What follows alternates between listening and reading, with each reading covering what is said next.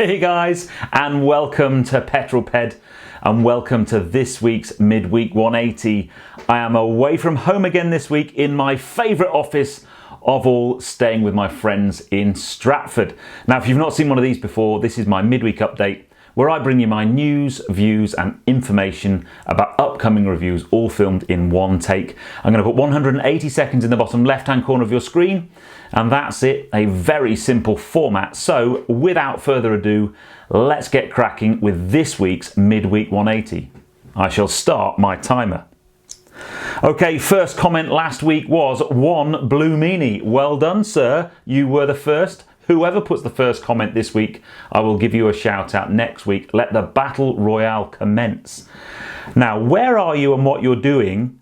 Shockingly, nobody put anything, so there's no one to report there was anywhere that was cool or anywhere worth reporting. But wherever you are right now and whatever you're doing, put it in the comments below and I will give you a shout out next week. That's the first time I haven't had one of those since we were doing the Midweek 180.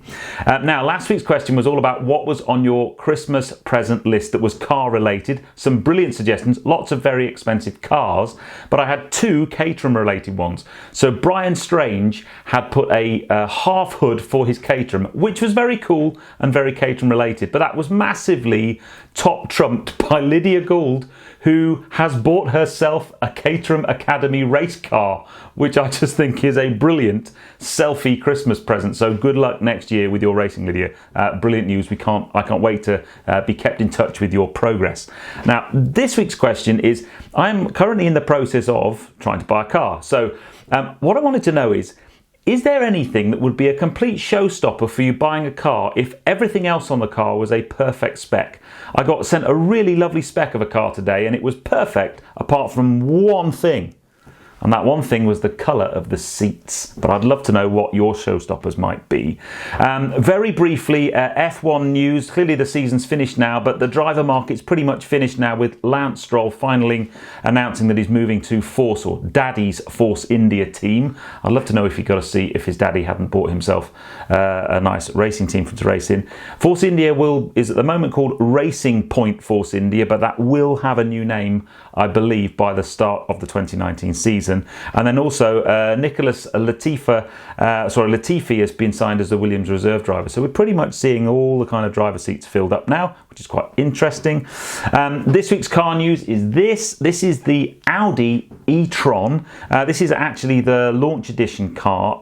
It's a full EV Audi due early next year. Launch edition car is going to be just a smidge over £82,000, with the base model going from about £71,500.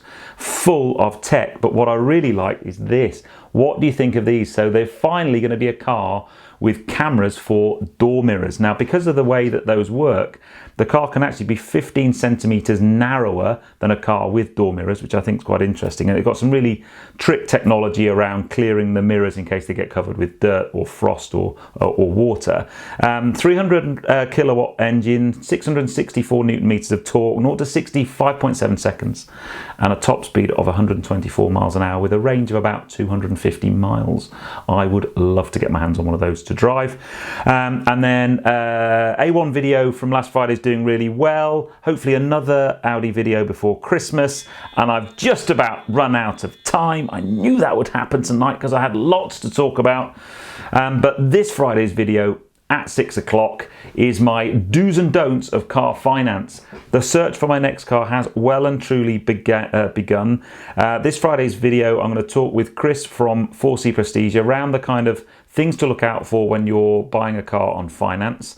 I haven't edited it yet, but I think it's going to be a really interesting video. We basically go for a bit of a drive in Ruby and talk all things finance. Try and get some of your points in there as well. And my new car search has started. For those of you following me on social media, if not, I will put the links below right now.